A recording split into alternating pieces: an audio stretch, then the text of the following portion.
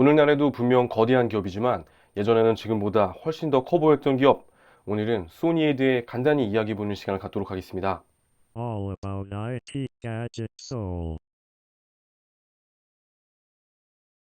그 시절에 소니의 워크맨을 기억합니다. 가지고 다니는 것만으로도 주목을 한 몸에 받았고 동시에 어른들에게 핀잔을 받기도 하는 이유가 되었던 그때. 그래서 가끔 어린 마음에 일본 기업이라는 사실이 가끔은 어떤 거부감을 낳기도 했지만 속마음은 사실 그 어떤 브랜드보다 갖고 싶었던 그런 멋진 브랜드였습니다. 어떤 말로 표현해야 적당할지 고민이 될 만큼 찬란했던 소니의 시대. 소니는 단지 워크맨뿐만 아니라 가전의 전 분야에 걸쳐 가장 앞선 기술을 가장 그럴듯하게 담아내던 최고의 브랜드 중에 하나였죠. 물론 소니라는 브랜드는 저와 같은 기억을 공유하시는 분들께는 여전히 너무도 멋진 브랜드입니다만 점점 더 많은 분들의 인식 속의 소니와 그 인식의 격차가 점점 더 커지는 것만 같은데요. 잠시 과거의 모습들을 상기하기 위해 연도별 매출을 살펴보겠습니다. 당시 아이팟으로 다시 반등을 이뤄내고 있던 이 애플의 매출 흐름과 그것보다 훨씬 위에서 움직이고 있는 이 소니의 매출 흐름이 보이시죠? 모든 가전 기업들이 벤치마킹해야 했던 기업. 그때 당시의 관점에서는 이 그래프의 모습이 그저 너무도 당연한 이야기였겠습니다만 이제 시대가 바뀌었죠. 지금은 너무도 새삼스럽게 다가오는 이 압도적이었던 소니의 매출 규모가 먼 과거의 옛날 이야기처럼 느껴집니다. 이어지는 2009년 애플은 아이폰의 발표로 다시 과거의 영광을 뛰어넘는 새로운 애플의 시대를 열게 되는데요. 그렇게 1900년대의 후반을 주름잡던 두 기업의 매출 곡선이 다시 엇갈리게 되는 시기가 찾아옵니다. 2008년부터 2012년까지 이 시기 소니의 당기순이익을 살펴보면 이와 같은 흐름에 대해서 조금 더 자세히 살펴볼 수가 있죠.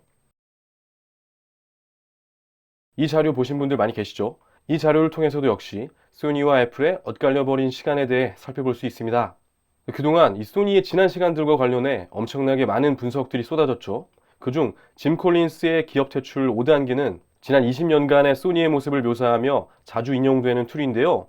이제 시기별로 조금만 더 자세히 정리를 해보면 가전업계의 1900년대 후반을 그들의 무대로 장식했던 이 소니의 자만심이 소니의 코어 밸류와는 큰 관련이 없는 사업으로 손을 뻗치게 했고, 그 당시 일본 내의 상황과 더불어 인수한 업체들의 수익성이 개선되지 못하면서 채무의 압박을 받게 되죠. 부채들이 꾸준히 증가하다 감당할 수 없을 만큼 커져버린 시기, 영업 출신 셀러리맨 성공 신화의 주인공 이데이 노부유키가 새로운 CEO로 취임하였고 몇 년이 지나지 않아 업계는 소니의 부활을 이야기하기 시작했습니다. 당시 CEO인 이데이 노부유키의 전략을 설명하는 단어들이 있습니다. 제조업체인 소니에서 벗어나 하드웨어와 소프트웨어를 제공하는 진정한 의미의 디지털 컨텐츠 기업으로 바꾸겠다는 것이죠. 하지만 소니의 부활은 생각보다 쉽지 않았습니다. 개선된 실적 뒤에 가려진 소니의 진짜 문제들에 대한 해답을 내놓지 못했던 것이죠. PC 부문의 바이오와 플레이스테이션의 매출 고공행진 속에서도 R&D의 감소, 부서 간 시너지를 내지 못하고 개별 부서의 단기 수익에 집중하게 만드는 조직 구조, 독자 구격 등에 집착하는 여러 가지 악순환들이 장기화되고 2003년 소니 쇼크라 회자되는 주가 폭락 사태를 맞게 됩니다. 당시 소니의 이 같은 부진에 대한 이유로 압도적이었던 이 소니의 기술 우위가 후발 기업들에 의해 점차 상쇄되었다는 점과 고질적인 이 소니의 낮은 가격 경쟁력 등이 거론되었는데요. 이에 소니는 다시 한번 본인들의 장점을 극대화할 수 있는 방안으로서 이 기술력에 대한 집중을 택하게 되고 소니의 기술력을 집대성한 브랜드를 새롭게 런칭해 다시 한번 소니의 방식대로 해답을 찾으려고 했죠. 물론 그 결과가 어떻게 됐는지는 이미 모두 다 아시리라 생각합니다. 바로 이 사건, 많은 분들이 무리한 M&A와 함께 이 소니의 가장 뼈아팠던 실책 중 하나로 지적하고 계시는 이 퀄리아의 런칭에 대한 이야기가 되겠습니다. 그리고 그 다음 CEO의 자리는 최초의 외국인 CEO 하워드 스트링거가 이어받게 되는데요. CEO가 되기 전까지는 소니 아메리카에서 소니 필름 엔터테인먼트, 소니 필름 텔레비전을 총괄하였던 인물인데 이를 통해 그동안 공을 들인 콘텐츠 사업의 강화, 그리고 전자사업은 유지, 이 두 가지의 기조를 이어가겠다는 의지가 엿보이죠. 이 시기에 대한 여러 가지 평가가 있을 수 있겠지만 한 가지 공통된 견해를 도출해낼 수 있겠습니다. 그의 임기 동안 실적은 다소 반등하였고 소니의 비가전 사업 분야의 포트폴리오는 더욱 강화되었지만 문제는 이 기술과 관련된 것들은 더욱더 약화되었다는 데 있는데요.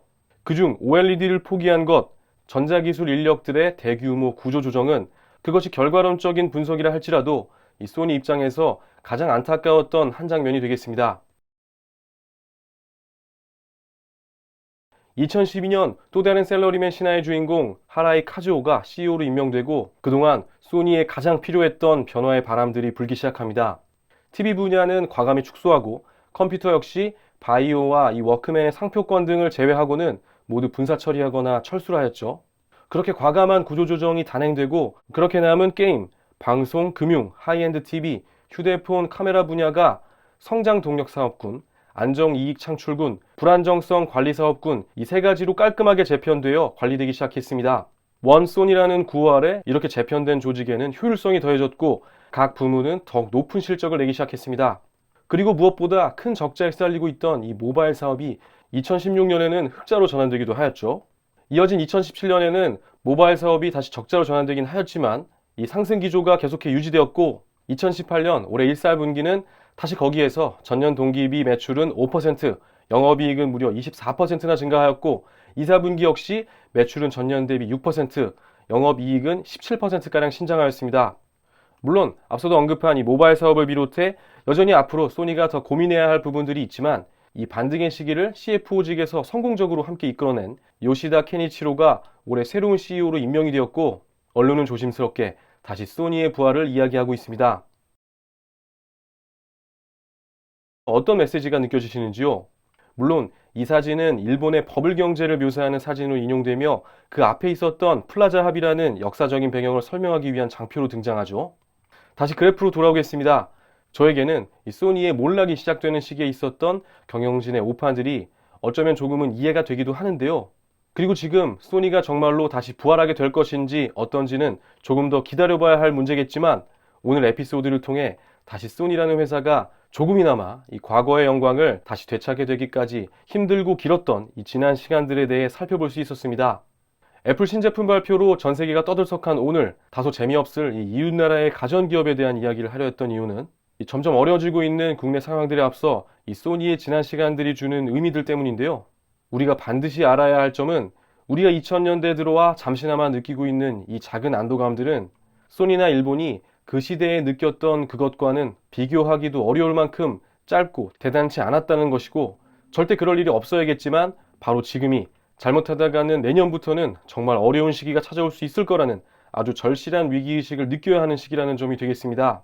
그리고 결국 각 기업들, 그중 특히 IT 기업들에게 이러한 위기를 극복하는 가장 강력한 방법은 현란한 마케팅과 분산 투자 기법, 이 투자 삭감을 통한 단기 실적 개선이 아닌 기술 그 자체에 있다는 점, 따라서 단기적인 실적 압박이 있을지라도 꿋꿋하게 이 R&D에 대한 투자를 계속해 나가야 한다는 점, 소니를 비롯한 여러 가지 사례를 통해 반드시 이해하고 계시리라 믿습니다.